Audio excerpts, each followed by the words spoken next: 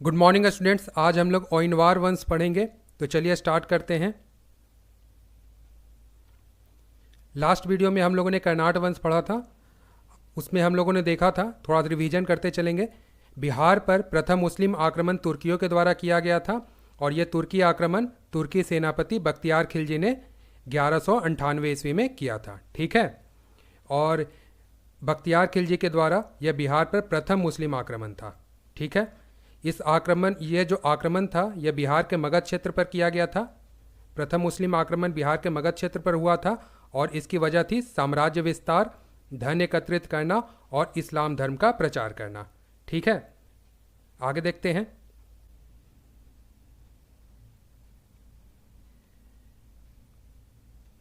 ठीक है, अब हम लोग देखेंगे नालंदा विश्वविद्यालय को, उदंतपुरी विश्वविद्यालय को, विक्रमशिला विश्वविद्यालय को और जगदल विश्वविद्यालय को। ठीक है, ये सभी उस वक्त के प्राचीनतम शिक्षा अध्ययन का केंद्र था, विश्व प्रसिद्ध शिक्षा अध्ययन का केंद्र था तथा यहाँ देश से और विदेशों से छात्र पढ़ने आते थे। जो छात्र इन क्षेत्रों से पढ़कर जाते थे उन्हें अपने अपने क्षेत्रों में उस क्षेत्र के जिस क्षेत्र से आए उस क्षेत्र के शासक उन्हें उपाधियां देकर सम्मानित करते थे। एक प्रतिष्ठित व्यक्ति के तौर पे उन्हें देखा जाता था। तो इतनी मान्यता थी इन क्षेत्र के विश्वविद्यालयों की। ठीक है, इनमें सबसे प्राचीनतम शिक्षा अध्ययन का केंद्र था नालंदा विश्वविद्यालय।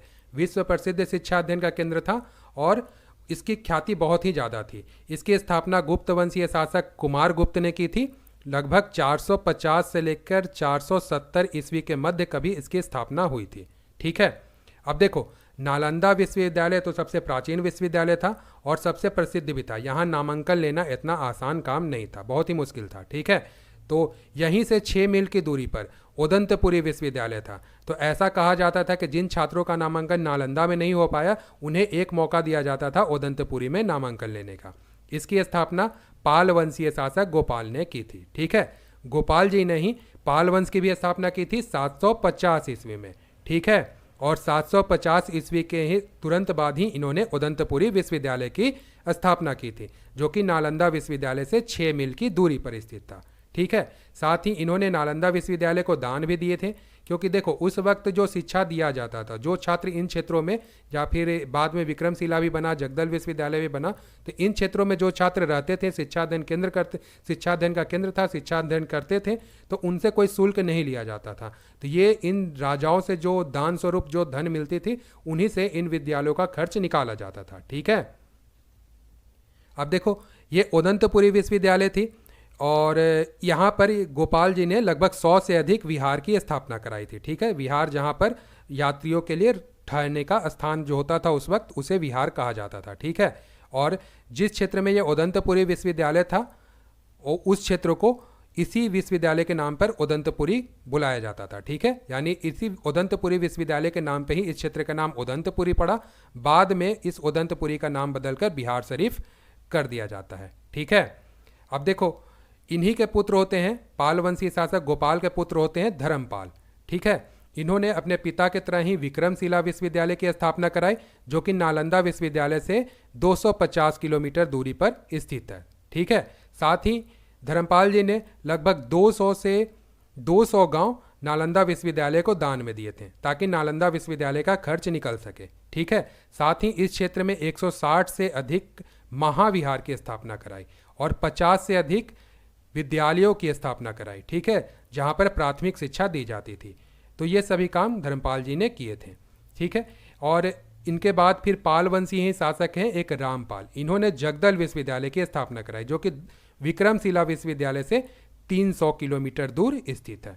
ठीक है, तो ये है इन विद्यालयों का इतिहास। लगभग जगदल विश्वविद्यालय को 1050 ईस्वी में इसकी स्थापना कराई गई थी। ठीक है, ऐसा कहा जाता है कि यहाँ पर 3000 प्रबंधन की टीम, मैनेजमेंट टीम विक्रमशिला में काम करती थी।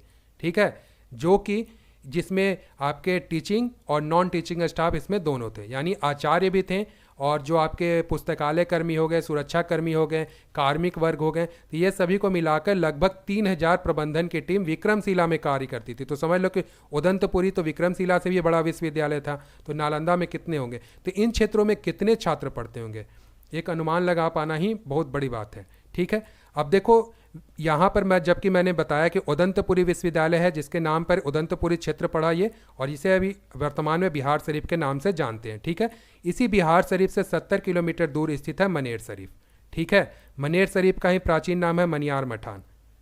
और ये जो मनेर शरीफ था 1180 ईस्वी में 1180 ईस्वी में इस्लामिक शिक्षा अध्ययन का केंद्र बनता है। ठीक है, यहाँ तक बात समझ में आ गई।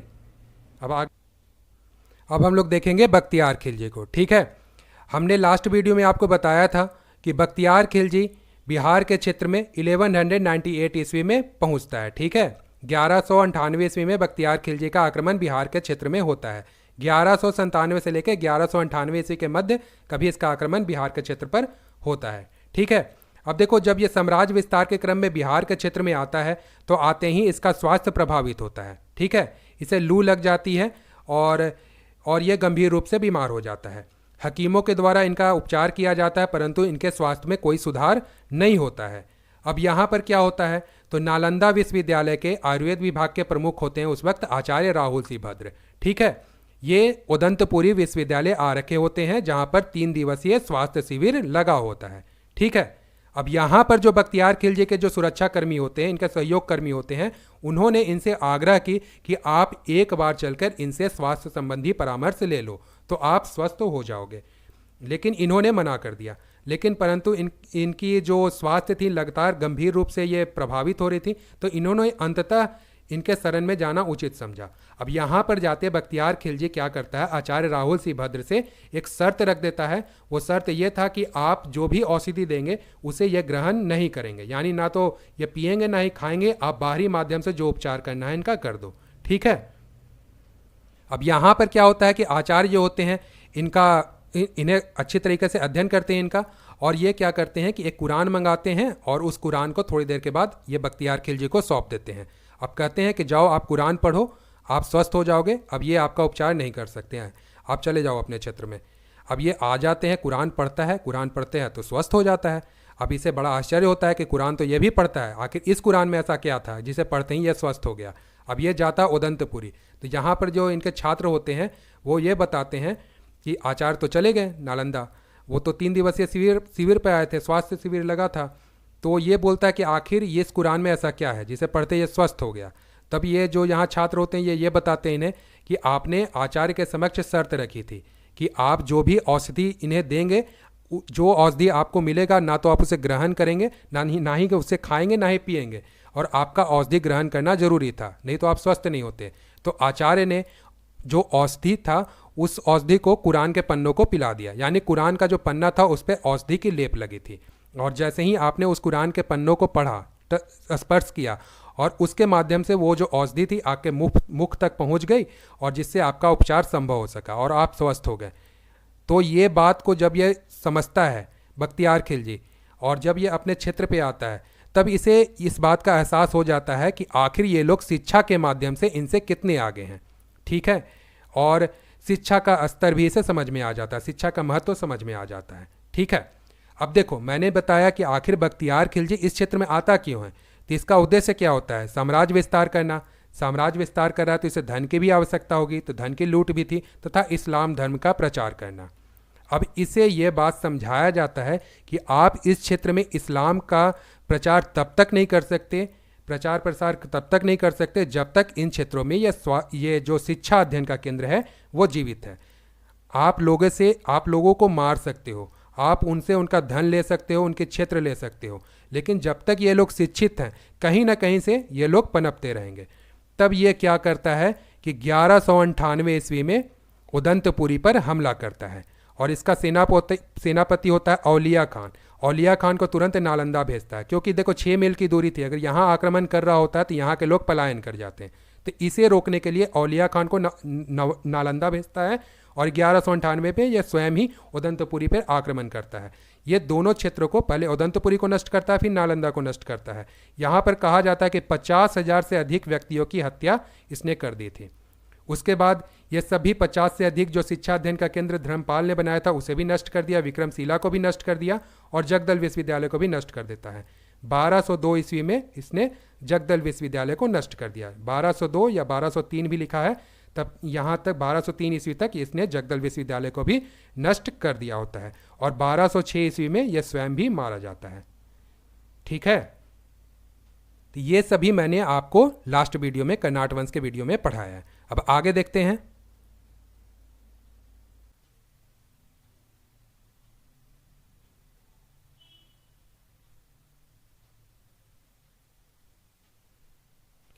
इस मुस्लिम आक्रमण से जो पूरा बिहार था, पूर्ण बिहार था, वो दो राजनीतिक क्षेत्रों में विभक्त हो गया। ठीक है, जो पूरा बिहार था वो दो राजनीतिक क्षेत्रों में बढ़ जाता है, जिससे दक्षिणी बिहार और उत्तरी बिहार के नाम से जानते हैं। ठीक है, दक्षिणी बिहार का जो क्षेत्रीय भाग था उसे मगध कहते हैं, मगध प्रमुख क्षेत्र था, और उत्तरी बिहार के प्रमुख क्षेत्र में मिथिला को माना जाता था। ठीक है, अब देखो जो बख्तियार खिलजी था ये तुर्की अफगान मूल का था, और जब ये 1202 ईस्वी में जगदल विश्वविद्यालय को नष्ट करता है, उस वक्त मिथिला के क्षेत्र पे देखो आप तो कर्नाट वंश का शासन होता है। ठीक है, कर्नाट वंश के उस वक्त राजा होते हैं नरसिंह देव। अब ये नरसिंह देव क्या करते हैं कि बख्तियार खिलजी से समझौता करते हैं।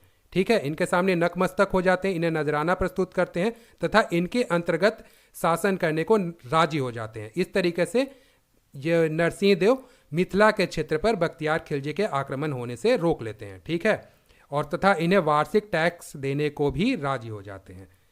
ठीक है, अब देखो जैसा कि मैंने आपको बताया कि कर्नाट वंश के शासक और सेन वंश के शासकों के मध्य युद्ध होता रहता था। ठीक है, तो यहाँ पर जो कर्नाट वंशीय शासक नरसिंह देव होते हैं, इन्होंने बख्तियार खिलजी को नदिया के क्षेत्र पर आक्रमण करने का न्योता दिया। नदिया जो कि सेन वंशीय शासकों की राजधानी थी, और उस वक्त 1202 ईस्वी में लक्ष्मण सेन जो होते हैं वो सेन वंश के शासक होते हैं। जब इन दोनों का युद्ध होता है तो लक्ष्मण सेन पराजित होते हैं और मजबूरन लक्ष्मण सेन को पलायन करके इस क्षेत्र से भागना पड़ता है, और ये पूर्वी बंगाल में जाकर शरण लेते हैं। ठीक है, और 1202 ईस्वी के बाद सेन वंश भारतीय क्षेत्र से पूर्णतः सिमट जाता है। ठीक है, उसके बाद सेन वंशीय शासक पूर्वी बंगाल के क्षेत्र से ही शासन करते हैं। बख्तियार खिलजी ने नदिया के क्षेत्र को जीतने के उपरांत इस नदिया को एक नया नाम देता है लखनौती का। ठीक है, ये सभी मैंने आपको कर्नाट वंश के वीडियोज में पढ़ाए हैं। इसके बाद देखेंगे, इस विजय के उपरांत मोहम्मद बख्तियार खिलजी जो होता है इस क्षेत्र को बख्तियारपुर का नाम देता है, बख्तियारपुर क्षेत्र की स्थापना करता है। कौन कौन सा क्षेत्र? जो उदंतपुरी का क्षेत्र होता है, नालंदा विश्वविद्यालय का क्षेत्र होता है, विक्रमशिला विश्वविद्यालय, जगदल विश्वविद्यालय का क्षेत्र होता है। इन सभी क्षेत्रों को सम्मिलित कर कर इसको एक नया नाम देता है बख्तियारपुर का। ठीक है, यानी बख्तियारपुर क्षेत्र की स्थापना करता है। तो ये क्वेश्चन पूछा जाता है कि बख्तियारपुर क्षेत्र की स्थापना किसने की थी, तो याद रखिएगा मोहम्मद बख्तियार खिलजी ने, और इसने अपनी राजधानी बिहार शरीफ को बनाई होती है। अब देखो मैंने आपको बताया था कि जो उदंतपुरी विश्वविद्यालय होता है, ये उदंतपुरी विश्वविद्यालय के अवशेष हैं। तो जहाँ पर ये उदंतपुरी विश्वविद्यालय था उस क्षेत्र को उदंतपुरी के नाम से जानते थे, और इसी उदंतपुरी को बिहार शरीफ कहा जाता है। मतलब इन लोगों ने उदंतपुरी को एक नया नाम दिया, बिहार शरीफ। बिहार शरीफ जो अभी वर्तमान में भी इस क्षेत्र को बिहार शरीफ के नाम से ही जाना जाता है, जिसका प्राचीन नाम उदंतपुरी था। तो इसी बिहार शरीफ को बख्तियार खिलजी ने अपनी राजधानी बनाई होती है। ठीक है, आगे देखते हैं। बिहार पर तुर्कियों के आक्रमण से पूर्व भी इस क्षेत्र में तुर्कियों का आवागमन था। ठीक है, अब देखो हम लोगों ने देखा 1197 ईस्वी पर बिहार पर तुर्कियों का आक्रमण होता है। प्रथम तुर्की आक्रमण था, मोहम्मद बख्तियार खिलजी ने किया था, लेकिन 1197 से पूर्व भी इस क्षेत्र में तुर्कियों का आना जाना था, यानी बिहार के क्षेत्र में तुर्कियों का आना जाना था। इसका प्रमाण हम लोगों को मनेर शरीफ से मिलता है। ठीक है, एक समय था जब मनेर शरीफ जो था पूरे देश से सूफी संत यहाँ आया करते थे, और ये अभी मैंने बताया आपको कि 1180 ईस्वी में इस्लामिक शिक्षा का केंद्र बनता है, जो कि वर्तमान में अभी पटना जिले के अंतर्गत आता है। पटना जो कि बिहार की राजधानी है, और पटना मुख्यालय से 30 किलोमीटर की दूरी पर मनेर शरीफ स्थित है। मनेर जो कि प्राचीन काल से ही इस्लामिक शिक्षा का केंद्र रहा है, और बिहार और उसके आसपास के क्षेत्र में इस्लाम धर्म का जो उदय हुआ है वो मनेर शरीफ से ही माना जाता है। ठीक है, तो अब चलते हैं अगले पॉइंट पर।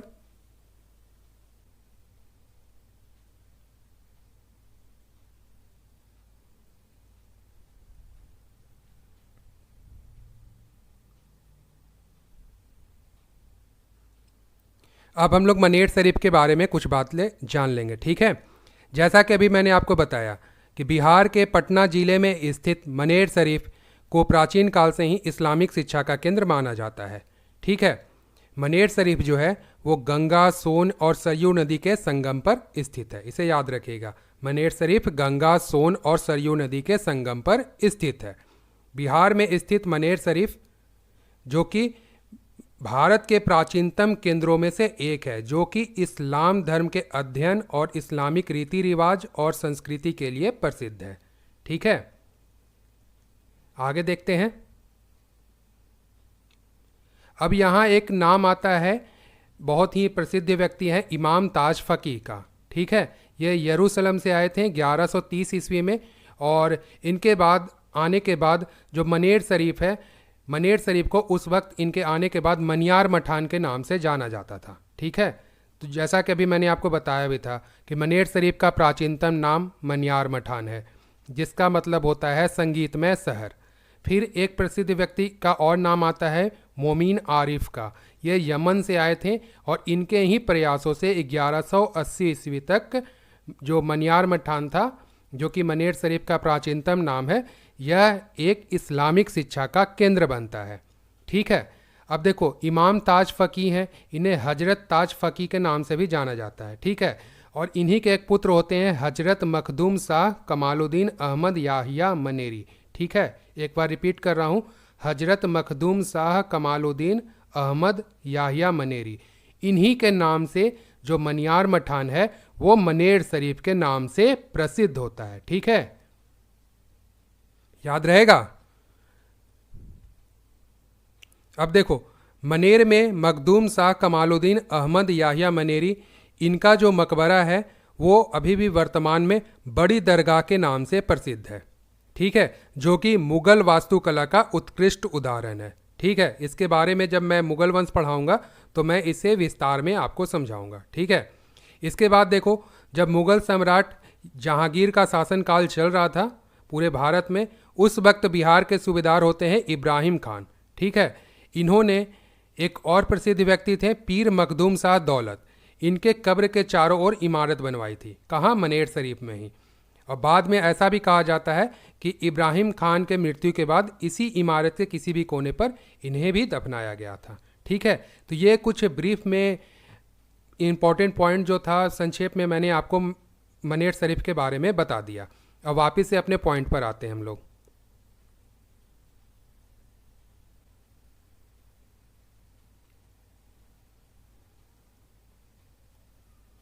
इन क्षेत्रों में विहारों की संख्या काफ़ी अधिक थी। विहार का मतलब होता है बौद्ध भिक्षुओं के ठहरने का जो स्थान था उसे विहार कहते थे। ठीक है, अतः तुर्कियों ने प्रारंभ से ही इस क्षेत्र को विहार प्रदेश कहा था, मतलब विहारों का प्रदेश। अब इसे समझते हैं। अब देखो, बौद्ध धर्म में 3 शब्द बहुत ही ज़्यादा प्रसिद्ध हैं, जो कि अभी मैं आपको बौद्ध वास्तुकला पढ़ाऊंगा तो उसमें भी ये आएंगे, चैत्य, विहार और स्तूप।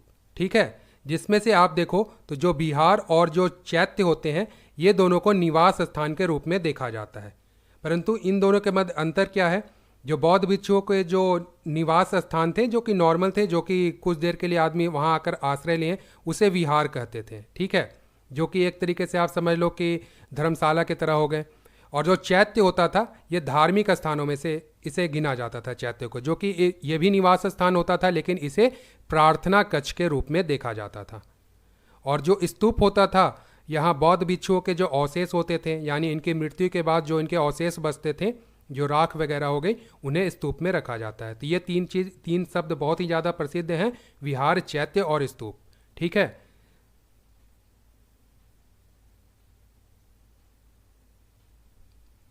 तो इन क्षेत्रों में विहारों की संख्या काफ़ी अधिक थी। मैं किन क्षेत्रों की बात कर रहा हूँ? नालंदा, उदंतपुरी, विक्रमशिला और जगदल विश्वविद्यालय। तो इन क्षेत्रों में विहारों की संख्या काफ़ी अधिक थी, इसलिए तुर्कियों ने प्रारंभ से ही इस क्षेत्र को विहार प्रदेश कहा था, मतलब विहारों का प्रदेश।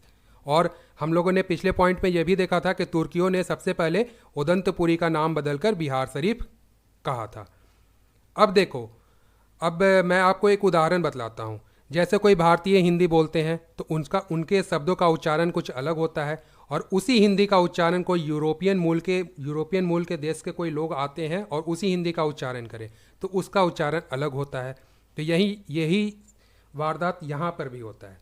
जो तुर्की मूल के जो लोग होते हैं, ये विहार शब्द का उच्चारण जो करते हैं वो विहार न होकर बिहार कहला जाता है। ठीक है, जो कि विहार शब्द का ही एक अपभ्रंश है। तो तुर्कियों ने इस क्षेत्र को बिहार कहा। सबसे पहला नाम दिया उदंतपुरी का बिहार शरीफ, और इनके द्वारा कहना ये क्षेत्र बिहार कहलाने लगा। तो याद रखिएगा कि तुर्कियों ने ही बिहार शब्द दिया है, जो कि आज में भी बिहार जो है मतलब इस क्षेत्र को बिहार के नाम से जाना जाता है, जो कि भारत का एक राज्य है। तो तुर्कियों ने इस शब्द को दिया था।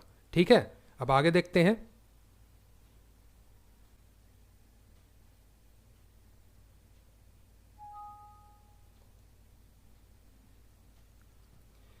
मिन्हाजुद्दीन सिराज की एक रचना है तबकाते नासरी। इसके बारे में मैंने आपको पढ़ाया भी है। गुलाम वंश जब मैं पढ़ा रहा था तो इस बिंदु पे मैंने ज़्यादा जोड़ दिया था। मिन्हाजुद्दीन सिराज की एक रचना है तबकाते नासरी। इसकी रचना इन्होंने 1260 में की थी। बहुत ही प्रसिद्ध ग्रंथ है।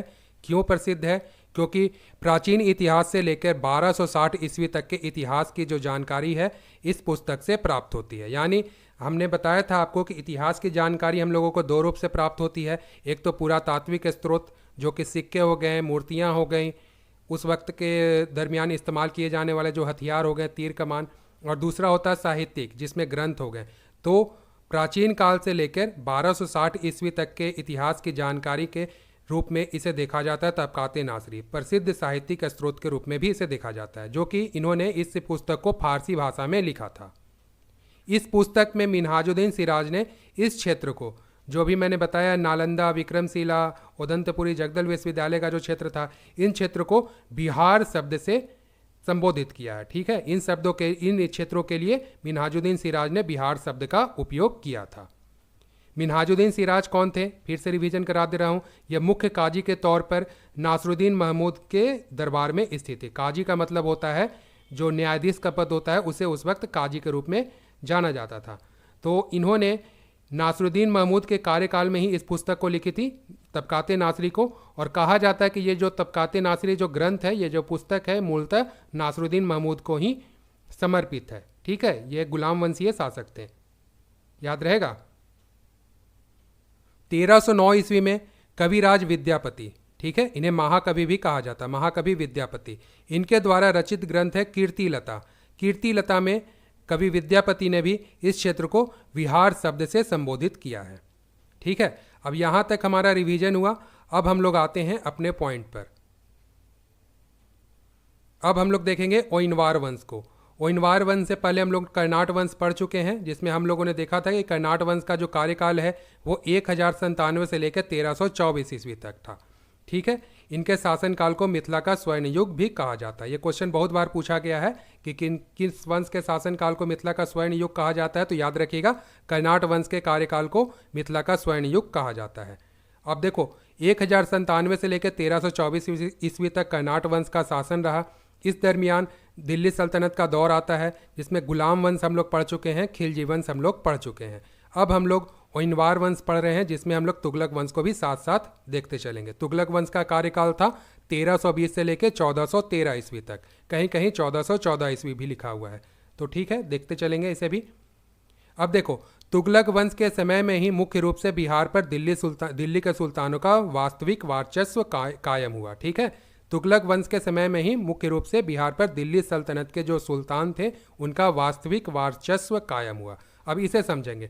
गुलाम वंश के दौरान तो हम लोगों ने देखा कि ये लोग मुख्यतः साम्राज्य विस्तार में ही व्यस्त होते हैं, और खिलजी वंश में इनका मूलतः ध्यान दक्षिण भारत पर होता है। उनके बाद आते हैं तुगलक वंश। तो इनके सुल्तानों ने बिहार के क्षेत्र पर विशेष ध्यान दिया और अपना वास्तविक वर्चस्व इस क्षेत्र पर कायम किया। अब देखो, तुगलक वंश का जब बात आता है तो इनके संस्थापक थे गयासुद्दीन तुगलक, जो कि 1320 से लेकर 1325 ईस्वी तक इनका शासन दिल्ली सल्तनत पर चलता है। और मूलतः 3 शासकों का नाम आता है तुगलक वंश में।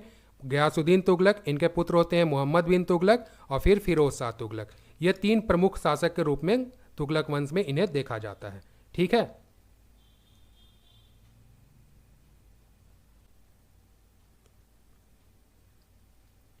गयासुद्दीन तुगलक ने 1324 ईस्वी में बंगाल अभियान किया था। ठीक है, पहले भी मैंने बताया है। तो 1324 ईस्वी में बंगाल अभियान से लौटने के दौरान गयासुद्दीन तुगलक ने उत्तर बिहार में कर्नाट वंशीय शासक हरि सिंह देव से युद्ध की।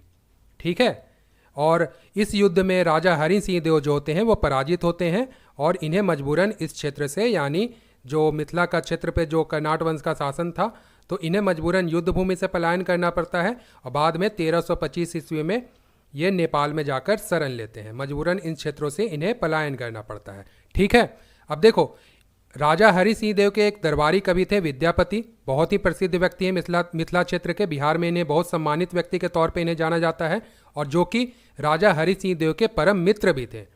और इनके द्वारा एक रचित ग्रंथ है कीर्तिलता, बहुत ही प्रसिद्ध ग्रंथ है और यह क्वेश्चन पूछा भी गया है कि कीर्तिलता किनकी रचना है, तो याद रखिएगा महाकवि विद्यापति की।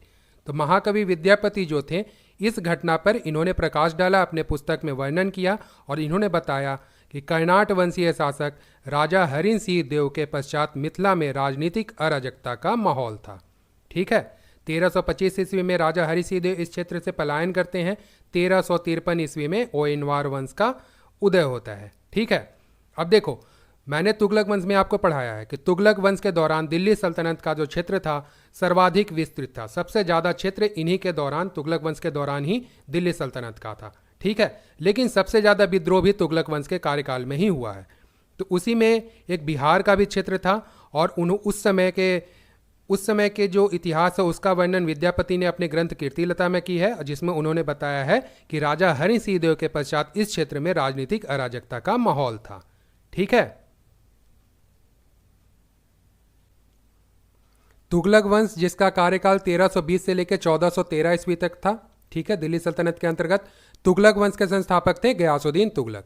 ठीक है, अब देखो, मैंने आपको पढ़ाया है कि कर्नाट वंश का जो उदय होता है 1097 से 1097 ईस्वी में होता है और 1097 से लेकर 1324 ईस्वी तक कर्नाट वंश का शासन मिथिला के क्षेत्र पर होता है। ठीक है, आखिरी राजा होते हैं इसके राजा हरि सिंह देव, जिन्होंने 1296 से लेकर 1325 ईस्वी तक ये मिथिला के क्षेत्र में शासन करते हैं।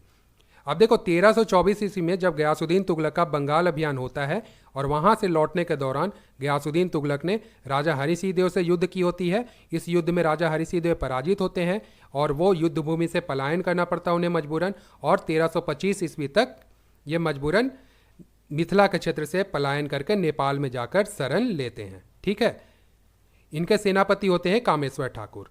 राजा हरि सिंह देव के सेनापति होते हैं कामेश्वर ठाकुर। ठीक है, याद रहेगा। अब देखो, गयासुद्दीन तुगलक इस युद्ध को जीतने के बाद जो बख्तियारपुर का क्षेत्र था उसे बदलकर उसका एक नया नाम देता है तुगलकपुर का। ठीक है, तथा अपनी राजधानी बनाई होती है बिहार शरीफ को। ठीक है, याद रहेगा। और उसके बाद इसने गयासुद्दीन तुगलक ने बंगाल का सूबेदार नासरुद्दीन को नियुक्त किया होता है और बिहार का सूबेदार अहमद को। लेकिन 1325 ईस्वी में गयासुद्दीन तुगलक की भी मृत्यु हो जाती है। यह दिल्ली नहीं पहुंच पाता है, रास्ते में ही इसकी मृत्यु हो जाती है और उसके बाद तुगलक वंश का अगला राजा बनता है मोहम्मद बिन तुगलक, जिसका बचपन का नाम जूना खां था। ठीक है, अब आगे देखते हैं। अब हम लोग देखेंगे कर्नाट वंश और ओइनवार वंश के मध्य क्या संबंध था। कर्नाट वंश का उदय 1097 में होता है और 1324 ईस्वी तक कर्नाट वंश का शासन चलता है। उसके बाद 28 से 30 वर्ष के बाद 1353 में ओइनवार वंश का उदय होता है, जो कि 1526 ईस्वी तक ओइनवार वंश का शासन चलता है। ठीक है, 1526 ईस्वी में दिल्ली सल्तनत के आखिरी राजवंश लोधी वंश, दिल्ली सल्तनत के आखिरी राजवंश लोधी वंश के समापन के साथ ही ओइनवार वंश का भी समापन हो जाता है। ठीक है, तब यहां पर देखेंगे कि कर्नाट वंशीय शासक और ओइनवार वंशीय शासक के मध्य क्या संबंध था। अभी हम लोगों ने देखा कि कर्नाट वंश के आखिरी राजा होते हैं राजा हरि सिंह देव और इनके सेनापति होते हैं कामेश्वर ठाकुर। ठीक है, अब देखो, जो ओइनवार वंश के जो पूर्वज थे, ठीक है, जो जिसमें जयापति ठाकुर का नाम आता है, हिंग ठाकुर का नाम आता है, नाथ ठाकुर का नाम आता है, ये सभी कर्नाट वंशीय शासकों के प्रति काफ़ी निष्ठावान थे, काफ़ी वफादार थे इनके प्रति, इनके सेवादार थे। और कहा जाता है कि जो कर्नाट वंश के शासक थे इनसे प्रसन्न होकर, जो जयपति ठाकुर थे इनसे प्रसन्न होकर प्रारंभ में इन्हें सोद्दलपुर गांव की जमींदारी सौंपी होती है। ठीक है, उसके बाद इनके पुत्र होते हैं हिंग ठाकुर, यह भी कर्नाट वंशीय शासकों के प्रति काफ़ी ज़्यादा निष्ठावान होते हैं। और हिंग ठाकुर के पुत्र होते हैं नाथ ठाकुर, जो कि समस्तीपुर में एक ओइनी गांव है, वहाँ के निवासी होते हैं, यहीं इनका जन्म होता है। ठीक है, और इनके पुत्र होते हैं कामेश्वर ठाकुर। कहा जाता है जो नाथ ठाकुर थे वो कर्नाट वंशीय शासकों के अंतर्गत एक प्रमुख सैन्य पद पे थे और इनके पुत्र होते हैं कामेश्वर ठाकुर जो कि राजा हरि सिंह देव जो कि कर्नाट वंश के आखिरी राजा होते हैं, इनके सेनापति होते हैं। ठीक है। कर्नाट वंशीय शासक ओइनवार वंशीय शासकों को काफी ज्यादा ज्ञानी और कुशल योद्धा के रूप में देखा करते थे। काफी ज्यादा ये लोग वफादार थे तथा कर्नाट वंशीय शासकों के प्रति काफी ज्यादा निष्ठावान थे। बाद में 1325 ईस्वी में जब राजा हरि सिंह देव नेपाल के क्षेत्र में जाकर शरण लेते हैं, उसके बाद राजा हरि सिंह देव मिथिला के क्षेत्र में कभी लौटकर नहीं आते हैं। कहा जाता है कि राजा हरि सिंह देव ने अपने सेनापति कामेश्वर ठाकुर को वापस इस मिथिला के क्षेत्र में भेजा होता है ताकि इन लोगों की जो समस्या है, यहाँ के जनता की जो समस्या है, उसका समाधान ये तुगलक वंशीय शासकों के साथ उनसे आग्रह कर उनसे रिक्वेस्ट करके इनके समस्याओं का निदान कर सकें। उसके बाद 1325 ईस्वी के बाद 1353 ईस्वी में कामेश्वर ठाकुर के प्रयास के बाद इस क्षेत्र में ओइनवार वंश का उदय होता है। ठीक है।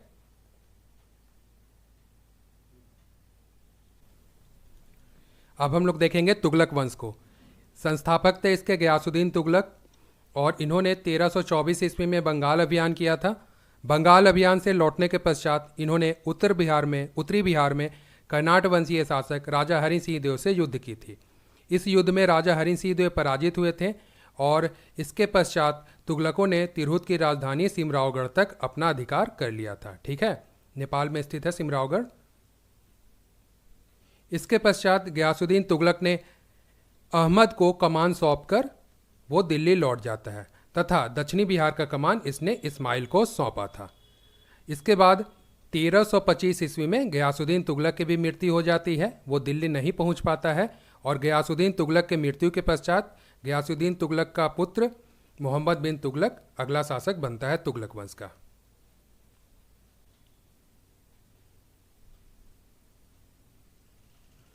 मोहम्मद बिन तुगलक जो कि 1325 ईस्वी में तुगलक वंश का शासक बनता है और इन्होंने 1351 ईस्वी तक तुगलक वंश पर शासन किया होता है। इनके पिता होते हैं गयासुद्दीन तुगलक। गयासुद्दीन तुगलक की 1325 ईस्वी में मृत्यु हो जाती है या दिल्ली नहीं पहुंच पाते हैं और दिल्ली आने से पूर्व गयासुद्दीन तुगलक ने बिहार के कमान को अहमद को सौंपा था। लेकिन मोहम्मद बिन तुगलक जब तुगलक वंश के शासक बनते हैं तो इन्होंने अहमद को हटाकर बिहार का प्रांतपति मखदुल मुल्क को बनाया होता है। ठीक है, याद रहेगा। मखदुल मुल्क जो होता है लगातार कर्नाट वंशीय शासक राजा हरि सिंह देव के विरुद्ध अभियान चलाता है और इस अभियान को चलाकर राजा हरि सिंह देव को नेपाल के क्षेत्र में पलायन करने को मजबूर कर देता है। जैसा कि अभी हमने बताया था कि राजा हरि सिंह देव गयासुद्दीन तुगलक से जब युद्ध करते हैं तो ये 1324 ईस्वी में इस युद्ध को हार जाते हैं। मजबूरन ये युद्ध भूमि से पलायन करते हैं और मिथिला के ही किसी क्षेत्र में शरण लेते हैं। लेकिन मखदुल मुल्क जब बिहार का प्रांतपति बनता है तो लगातार इनके विरुद्ध राजा हरि सिंह देव के विरुद्ध अभियान चलाता है और मजबूरन राजा हरि सिंह देव को अपने मिथिला के क्षेत्र को जहां ये शरण लिए थे उस क्षेत्र को छोड़कर इन्हें नेपाल में जाकर शरण लेना पड़ता है। इसके बाद देखना मोहम्मद बिन तुगलक के कार्यकाल में ही मशहूर सूफी संत थे एक मखदूम अहमद बिन याहिया मनेरी। ये भारत आए थे और इनसे मुलाकात करने मोहम्मद बिन तुगलक दिल्ली से मनेर शरीफ आया था। इसके अलावा मोहम्मद बिन तुगलक ने दरभंगा जो कि बिहार का एक ज़िला है और ये बागमती नदी के किनारे स्थित है, तो दरभंगा में मोहम्मद बिन तुगलक ने एक दुर्ग और जामा मस्जिद का निर्माण कराया था। ठीक है, ये दरभंगा का जामा मस्जिद है जिसका निर्माण मोहम्मद बिन तुगलक ने करवाया था।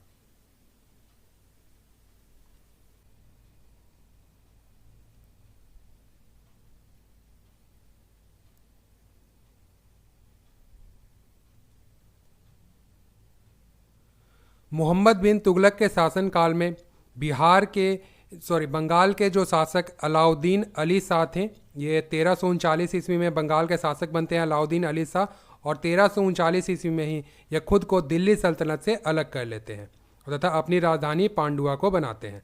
अब देखो, मोहम्मद बिन तुगलक के कार्यकाल में दिल्ली सल्तनत का जो साम्राज्य था सबसे ज़्यादा विस्तृत था। ठीक है, कहा जाता है कि तुगलक वंश के कार्यकाल के दौरान दिल्ली सल्तनत का क्षेत्र सबसे ज़्यादा विस्तृत था और सबसे ज़्यादा आंतरिक विद्रोह भी तुगलक वंश के कार्यकाल में ही होते हैं। खराब प्रबंधन प्रणाली के कारण। मैनेजमेंट सिस्टम में थोड़ी कमी थी, जिस कारण तुगलक वंश के कार्यकाल में बहुत ही ज़्यादा आंतरिक विद्रोह होते हैं। तो मोहम्मद बिन तुगलक के शासनकाल में बंगाल के शासक बनते हैं अलाउद्दीन अली शाह 1339 ईस्वी में, और ये खुद को दिल्ली सल्तनत से अलग कर लेते तथा अपनी राजधानी पांडुआ को बनाते हैं।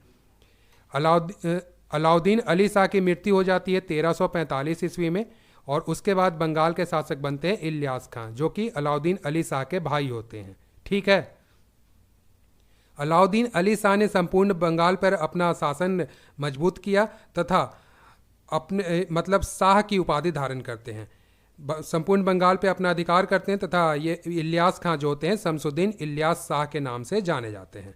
ठीक है, और इसके बाद 1345 ईस्वी के बाद मोहम्मद बिन तुगलक के को देखें तो 1351 ईस्वी में इनकी मृत्यु हो जाती है, मोहम्मद बिन तुगलक की।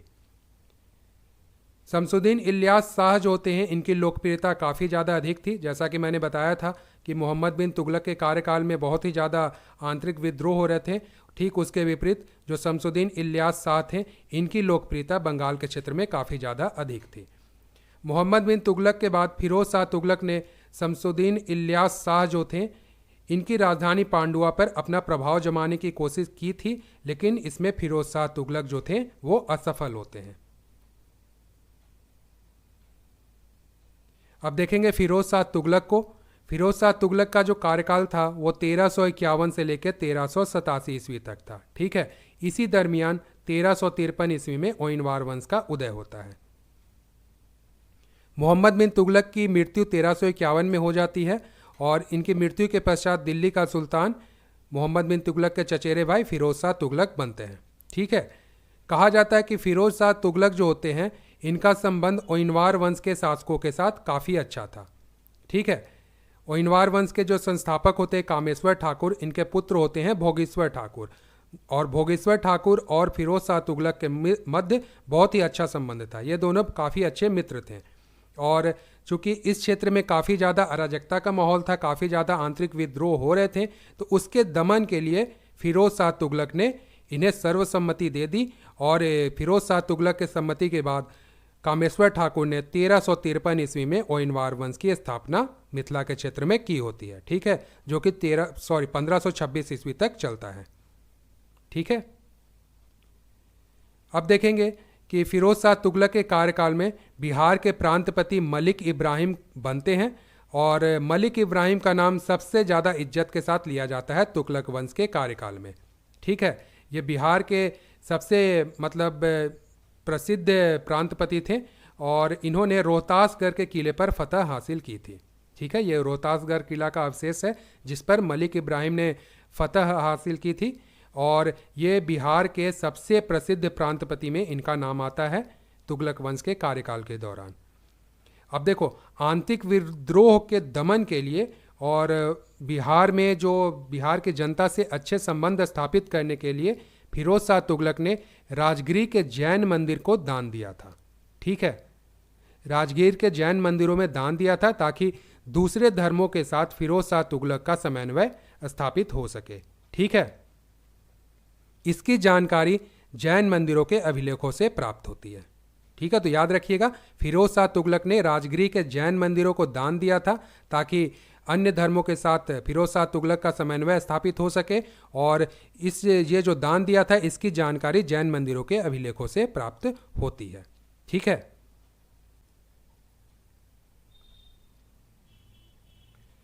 अब देखो, बंगाल के जो शासक थे इलियास शाह, अभी मैंने बताया था कि बंगाल के क्षेत्र में इनकी काफ़ी ज़्यादा लोकप्रियता थी। बंगाल की जो जनता थी उन जनता का विश्वास जो था इलियास के प्रति काफ़ी ज़्यादा अधिक था। कहा जाता है कि इलियास शाह के जो सिक्के हैं, ये इलियास शाह के द्वारा चलाए गए सिक्के थे, ये तिरहुत के क्षेत्र से बरामद हुए हैं।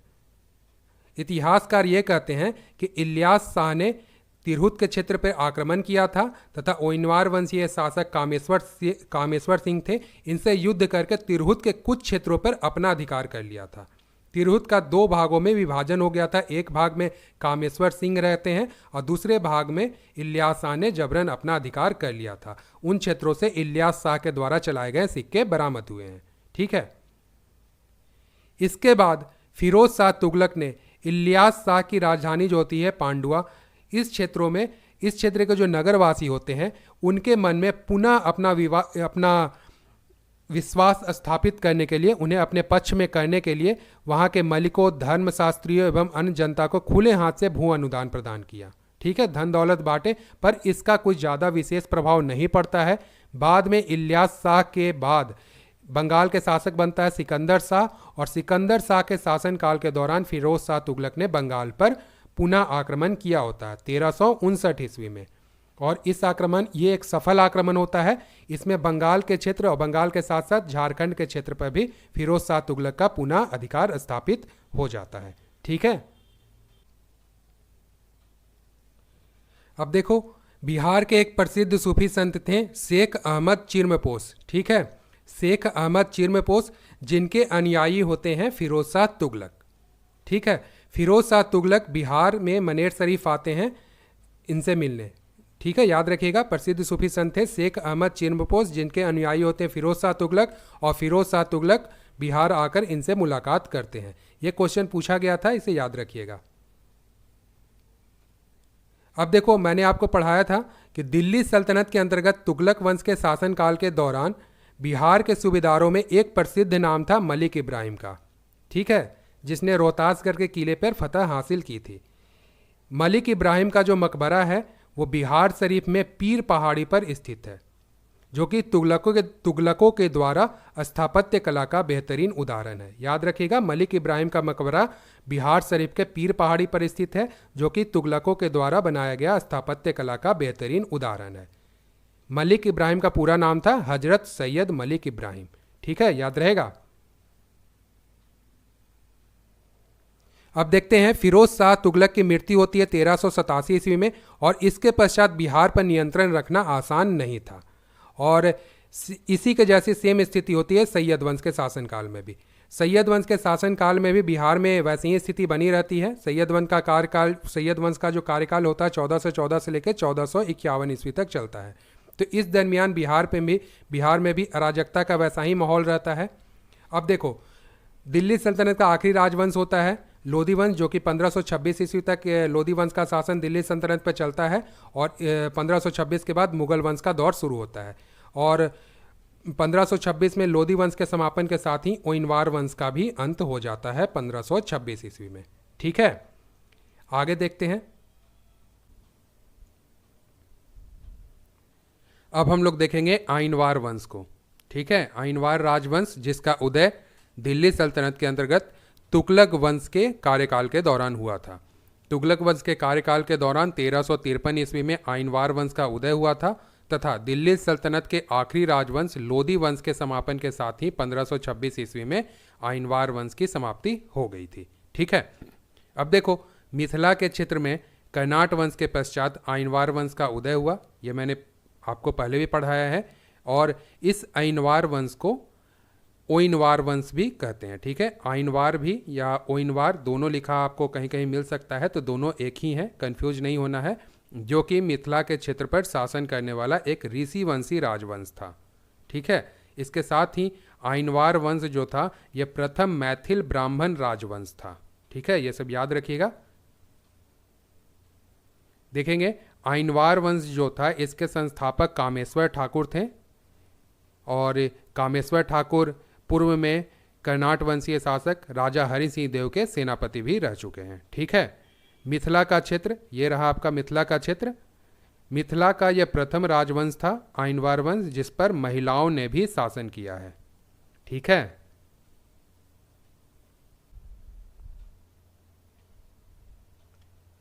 मिथिला के जो कर्नाट वंश थे, ये मिथिला का क्षेत्र है। इस क्षेत्र में जो कर्नाट वंश का शासन था, कर्नाट वंश के अंतिम राजा थे राजा हरि सिंह देव।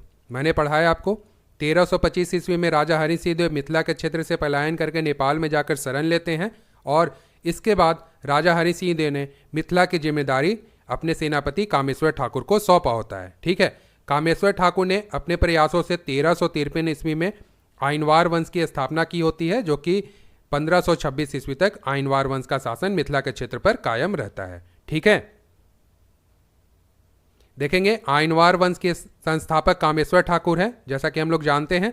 इन्होंने 1325 ईस्वी में मिथिला क्षेत्र की जिम्मेदारी ली थी। इन्हें जिम्मेदारी दी गई थी राजा हरि सिंह देव के द्वारा, और अपने प्रयासों से जब फिरोज शाह तुगलक का कार्यकाल शुरू होता है तब इन्होंने 1353 ईस्वी में आइनवार वंश की स्थापना की होती है मिथिला के क्षेत्र में, और ये आइनवार वंश पर शासन 1354 ईस्वी तक करते हैं। ठीक है, कामेश्वर ठाकुर का शासनकाल 1354 ईस्वी तक चलता है। अब यहाँ पर देखना, कर्नाट वंश के तरह ही आइनवार वंश का जो शासनकाल था मिथिला के क्षेत्र पे, इनके शासनकाल को कला और संस्कृति के उत्कर्ष का काल माना जाता है। ठीक है, कर्नाट वंश के तरह ही आइनवार वंश के शासनकाल को मिथिला के क्षेत्र में कला और संस्कृति के उत्कर्ष का काल माना जाता है। मिथिला का जो आइनवार वंश था यह आंतरिक रूप से तो स्वतंत्र था, इंडिपेंडेंट था, परंतु बाह्य स्तर पर दिल्ली सल्तनत के अधीन इन्हें कार्य करना पड़ता था। ठीक है, बाह्य स्तर पर इन्हें दिल्ली सल्तनत के शासकों के अधीन कार्य करना पड़ता था। और एक इंपॉर्टेंट पॉइंट है, इसे याद रखना, आइनवार वंश का जो आइनवार वंश को ही सुगौना वंश भी कहते हैं। ठीक है, आइनवार वंश को ही सुगौना वंश भी कहते हैं क्योंकि इसकी राजधानी समस्तीपुर के ओइनी गांव से स्थानांतरित करके मधुबनी जिला के सुगौना गांव को बनाया गया था। ठीक है, इसे याद रखिएगा, इसे सुगौना राजवंश भी कहते हैं क्योंकि समस्तीपुर के ओइनी गांव से इनकी राजधानी को स्थानांतरित करके मधुबनी जिला के सुगौना गांव को बनाया गया था। ऐसा क्यों किया जाता है तो इसके बारे में आपको मैं बताता हूं। देखो, इतिहासकार ये बताते हैं कि जो आइनवार वंश है इसके इतिहास में 20 से अधिक राजा हुए। ठीक है, 20 से अधिक राजाओं का उल्लेख है, और ये जो 20 से अधिक जो राजा थे, जब इनका कार्यकाल पूरा होता था, जब नए राजा बनते थे तो वो अक्सर अपनी राजधानी को स्थानांतरित कर लेते थे। ठीक है, जब भी कोई नया राजा बनता था तो वो अपनी राजधानी को अक्सर स्थानांतरित कर लेता था। इस कारण इसकी राजधानियां अक्सर बदलते रहती थी, और इसे आइनवार वंश को सुगौना वंश के नाम से भी जानते हैं क्योंकि इसकी राजधानी समस्तीपुर के ओइनी से स्थानांतरित करके मधुबनी जिले के सुगौना गांव को बनाया गया था, और सुगौना गांव के आधार पर ही इसे आइनवार वंश को सुगौना वंश भी कहा गया। ठीक है,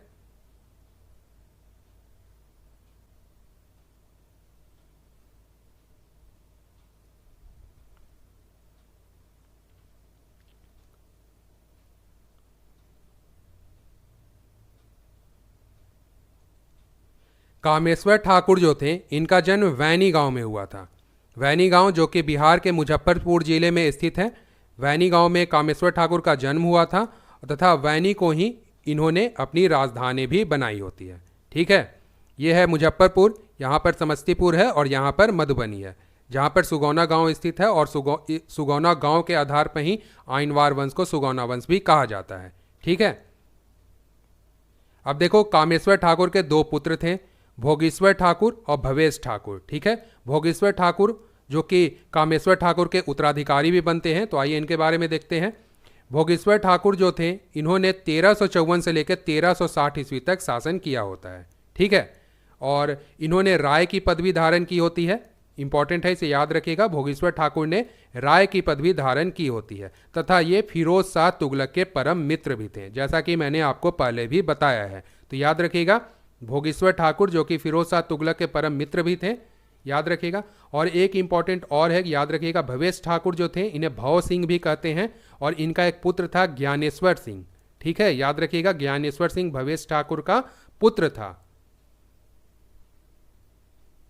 अब ये जो पुत्र थे भवेश ठाकुर के, ज्ञानेश्वर सिंह जी, इन्होंने सत्ता प्राप्ति हेतु, जो कि कामेश्वर ठाकुर के पुत्र थे भोगेश्वर ठाकुर और भवेश ठाकुर, तो भवेश ठाकुर के जो पुत्र होते हैं ज्ञानेश्वर सिंह जी, इन्होंने भोगेश्वर ठाकुर से सत्ता प्राप्ति हेतु संघर्ष किया, युद्ध किया, और इसमें ये विजयी होते हैं। यहाँ पर भोगेश्वर ठाकुर की हत्या कर दी जाती है, और इन्होंने, ज्ञानेश्वर सिंह ने 1360 ईस्वी से लेकर 1371 ईस्वी तक आइनवार वंश के शासन को संभाला होता है। लेकिन आंतरिक विद्रोह के कारण इनकी भी हत्या, ज्ञानेश्वर सिंह की भी हत्या कर दी जाती है।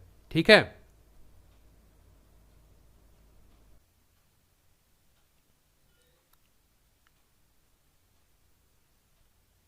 अब देखना यहां पर, जैसा कि मैंने आपको बताया, आइनवार वंश जो था इसके संस्थापक थे कामेश्वर ठाकुर। ठीक है, और इनके दो पुत्र थे भोगेश्वर ठाकुर और भवेश ठाकुर। भवेश ठाकुर को ही भव सिंह देव भी कहा जाता है। ठीक है, अब भव सिंह देव के एक पुत्र थे ज्ञानेश्वर सिंह, जिन्होंने भोगेश्वर ठाकुर की हत्या कर 1360 ईस्वी में आइनवार वंश के सत्ता को संभाला होता है। जो कि 1371 ईस्वी तक आइनवार वंश पे शासन करता है। 1371 ईस्वी में ज्ञानेश्वर सिंह की भी हत्या कर दी जाती है विद्रोहियों के द्वारा।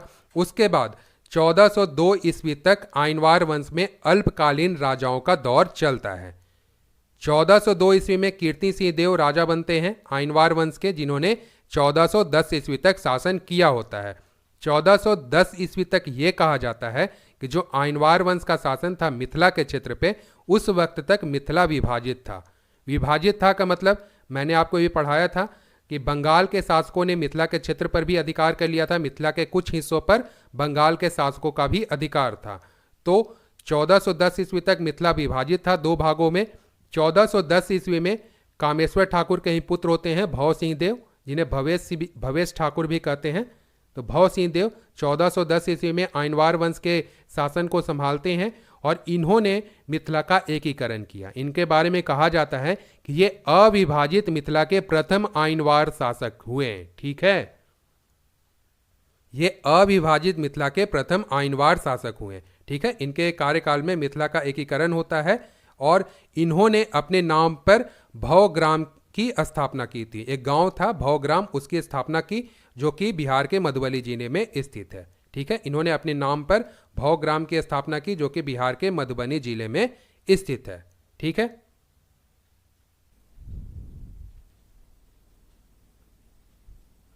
राजा भव सिंह देव के समय में, ठीक है, राजा भव सिंह देव के दरबार में मिथिला के किंवदंती पुरुष पंडित गोनू झा विद्यमान थे। ठीक है, पंडित गोनू झा की कहानियां आपने स्कूल में खूब सुनी होगी। इन्हें एक हास्य दूत के तौर पे भी देखा जाता है, परंतु ये बहुत ही ज्ञानी और बुद्धिमान व्यक्ति थे। ठीक है, पंडित गोनू झा को मिथिला का बीरबल भी कहा जाता है। ऐसा कहा जाता है कि जो मुगल काल में बीरबल था वो पंडित गोनू झा से बहुत ही ज़्यादा प्रेरित था। इतना प्रेरित था कि इनके व्यक्तित्व को ही इसने अपना लिया था। पंडित गोनू झा के अलावे राजा भव सिंह देव के दरबार में महान दार्शनिक आचार्य गंगेश उपाध्याय भी उपस्थित थे, जो कि एक महान तर्कशास्त्री और गणितज्ञ भी थे। ठीक है, याद रहेगा, आचार्य गंगेश उपाध्याय तथा पंडित गोनू झा ये दोनों राजा भव सिंह देव के दरबार में थे। ठीक है, आचार्य गंगेश उपाध्याय यह नव न्याय संप्रदाय से भी जुड़े थे। ठीक है, अब देखेंगे ये नव न्याय जो दर्शन है, संप्रदाय है, इसकी जो स्थापना हुई थी, इसका प्रारंभिक कार्य वाचस्पति मिश्र ने किया था। बाद में आचार्य गंगेश उपाध्याय ने इसे आगे बढ़ाया था। ठीक है, इसके अलावे वाचस्पति मिश्र जो थे वो अद्वैत वेदांत के जो दो उप प्रसंग थे, ठीक है, भामती और विवरण, तो भामती संप्रदाय की स्थापना वाचस्पति मिश्र ने की थी। ठीक है, याद रहेगा, वाचस्पति मिश्र ने भामती संप्रदाय की स्थापना की थी। ठीक है, आगे चलते हैं।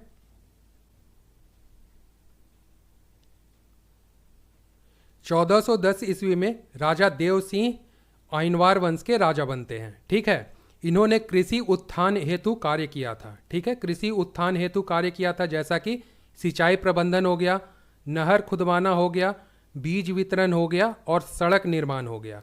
ठीक है, अब देखो, जैसा कि देखा गया था कि तुगलक वंश के शासन के दौरान कृषि कार्यों पर विशेष ध्यान दिया गया था, तो उसी वक्त बिहार में भी राजा देव सिंह ने कृषि उत्थान हेतु कार्य किए थे। इन्होंने 1410 से लेकर 1413 ईस्वी तक शासन किया और 1413 ईस्वी में ही तुगलक वंश की समाप्ति हो जाती है।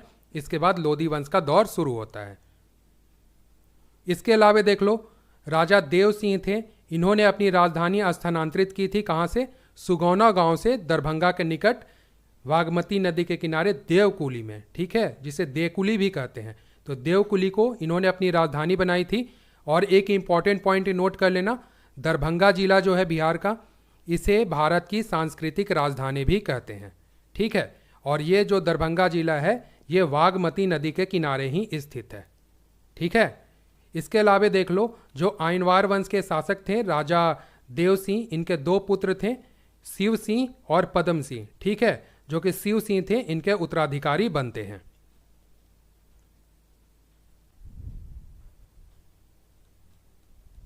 चौदह सौ 13 ईस्वी में शिव सिंह देव राजा बनते हैं आइनवार वंश के। ठीक है, राजा शिव सिंह देव जो थे यह स्वतंत्र विचारधारा के व्यक्ति थे। ठीक है, राजा शिव सिंह देव जो थे ये स्वतंत्र विचारधारा के व्यक्ति थे, साथ ही धर्मपरायण थे, प्रजाहित में कार्य करने वाले थे तथा इन्हें एक महान योद्धा के तौर पर देखा जाता है।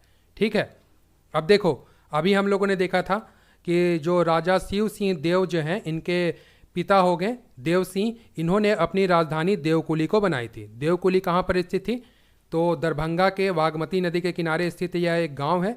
इसे राजा देव सिंह ने अपनी राजधानी बनाई थी। राजा देव सिंह ने अपनी राजधानी बनाई थी। बाद में इन्हीं के पुत्र राजा शिव सिंह देव ने अपनी राजधानी जो है देवकुली से स्थानांतरित कर ली और इन्होंने अपनी राजधानी व्याघ्रमुख गजरतपुर को स्थापित की होती है।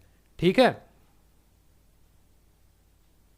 अब देखो, अभी हम लोगों ने देखा दरभंगा वागमती नदी के किनारे स्थित है और इसी वागमती नदी के किनारे राजा शिव सिंह देव ने एक किला बनवाया था और जिसे लोग आज किला घाट के नाम से जानते हैं। ठीक है, जिसे लोग आज किला घाट के नाम से जानते हैं। और एक इम्पॉर्टेंट पॉइंट है, मोस्ट इम्पॉर्टेंट पॉइंट है, इसे नोट कर लीजिएगा कि जो राजा शिव सिंह देव जो थे, इनके दरबार में राजकवि विद्यापति मौजूद थे और ये एक महान व्यक्ति थे। इन्हें महाकवि कोकिल विद्यापति ठाकुर के नाम से भी जाना जाता है। ठीक है, विद्यापति का पूरा नाम है महाकवि कोकिल विद्यापति ठाकुर। ठीक है,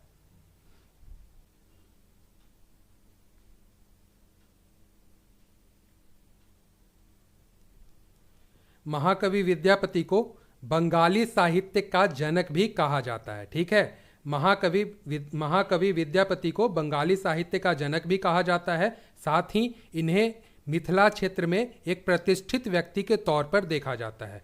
इनके अनेकों रचनाओं में से कुछ प्रमुख देखेंगे जो कि परीक्षा में बार बार पूछी जाती है, जैसे कीर्तिलता। ये बार बार पूछा जाता है कीर्तिलता किसकी रचना है, तो याद रखिएगा महाकवि विद्यापति की। तो कीर्तिलता और कीर्तिपताका, इसकी रचना महाकवि विद्यापति ने राजा कीर्ति सिंह देव के कार्यकाल में की थी।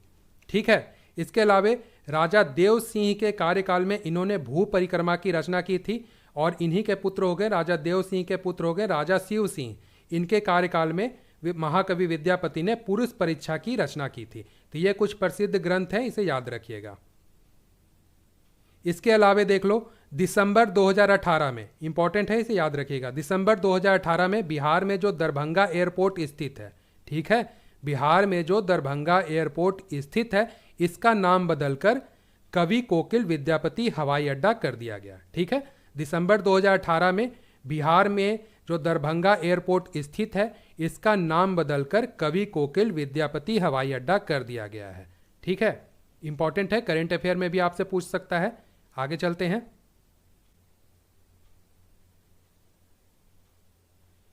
राजा शिव सिंह देव ने, देखेंगे यहां पर, राजा शिव सिंह देव ने सिर्फ 3 वर्ष और 9 महीने ही शासन किया होता है। ठीक है, राजा शिव सिंह देव ने सिर्फ 3 वर्ष और 9 महीने ही शासन किया होता है। साथ ही जैसा कि मैंने आपको बताया, यह एक स्वतंत्र विचारधारा के व्यक्ति थे और इन्होंने सुल्तान को टैक्स देना बंद कर दिया। ठीक है, राजा शिव सिंह देव ने सुल्तान को टैक्स देना बंद कर दिया। अब क्या होता है इसका परिणाम? तो जौनपुर का जो सुल्तान था इब्राहिम शाह, इसकी सेना ने ग्यास वेश के नेतृत्व में मिथिला पर आक्रमण कर दिया। ठीक है, इब्राहिम शाह की सेना ने ग्यास वेश के नेतृत्व में मिथिला पर आक्रमण कर दिया।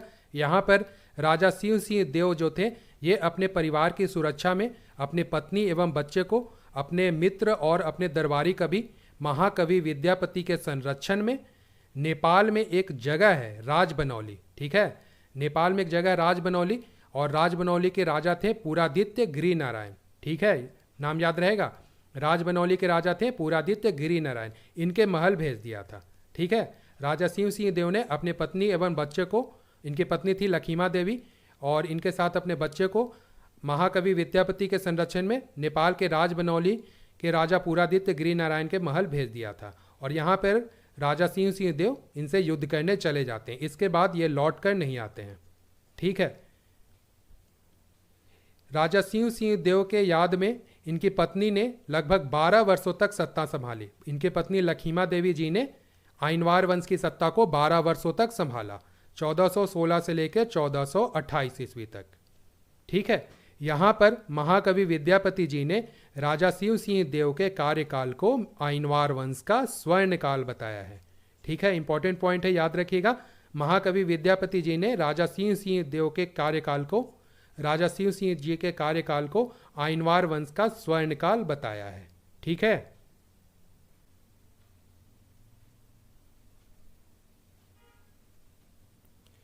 1428 ईस्वी में आइनवार वंश के राजा बनते हैं पद्म सिंह। ठीक है, पद्म सिंह कौन थे? तो राजा देव सिंह के पुत्र थे। राजा देव सिंह के दो पुत्र थे, पहले थे राजा शिव सिंह देव और दूसरे थे पद्म सिंह।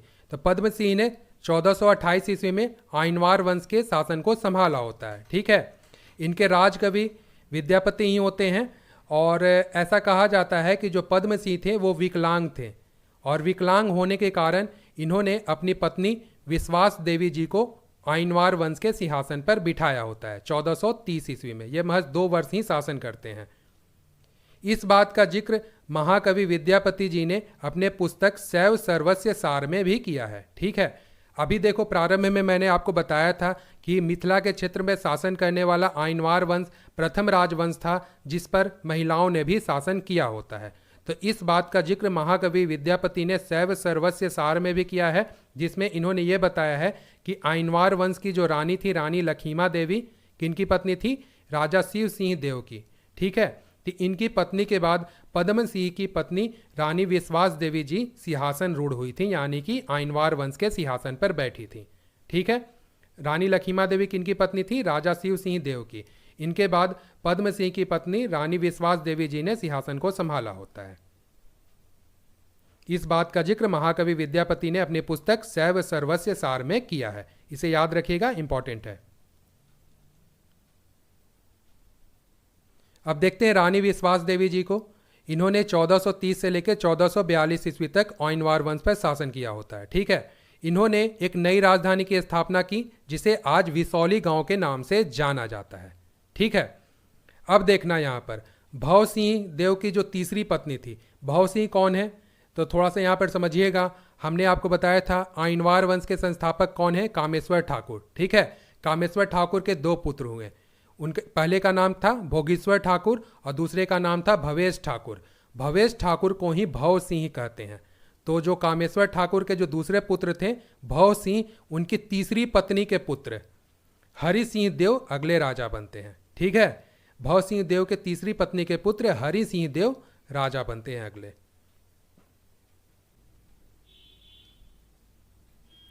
1443 से लेकर 1444 ईस्वी तक आइनवार वंश के राजा होते हैं हरि सिंह देव। ठीक है, अब देखो यहाँ से कुछ ज़्यादा विशेष क्वेश्चन पूछा नहीं जाता है, तो हम लोग शॉर्ट में ही देखते चलेंगे। तो राजा हरि सिंह देव के कार्यकाल में महाकवि विद्यापति जी ने विभा सागर की रचना की थी। ठीक है, महाकवि विद्यापति जी ने विभा सागर की रचना की थी। उसके बाद नरसिंह देव राजा बनते हैं जो कि 1444 से लेकर 1460 ईस्वी तक आइनवार वंश पर शासन करते हैं। उसके बाद धीर सिंह राजा बनते हैं जो कि 1460 से लेकर 1462 ईस्वी तक शासन करते हैं। इनके बाद धीर सिंह के भाई आते हैं भैरव सिंह, वो राजा बनते हैं 1462 ईस्वी में। भैरव सिंह का उपनाम था रूप नारायण। ठीक है, याद रहेगा, उपनाम था इनका रूप नारायण। और इन्होंने अपनी राजधानी मधुबनी जिला है बिहार में, मधुबनी जिला में स्थित है बरुआर गांव, उसे अपनी राजधानी भैरव सिंह ने बनवाई थी। ठीक है, अब देखो मिथिला में रजोखर तालाब है। ठीक है, इसका पुनरुत्थान भव सिंह ने करवाया था, भैरव सिंह ने करवाया था। और ये इसका रजोखर तालाब का जो निर्माण है राजा शिव सिंह देव ने करवाया था। ठीक है, जो कि मिथिला में आज भी स्थित है। और इस तालाब को लेकर एक लोकोक्ति भी प्रसिद्ध है जो कि है पोखरी रजोखरी और सब पोखरा, राजा शिव सिंह और सब छोकरा। तो ये सब कुछ बातें हैं, ध्यान में रखिएगा। चलते हैं आगे।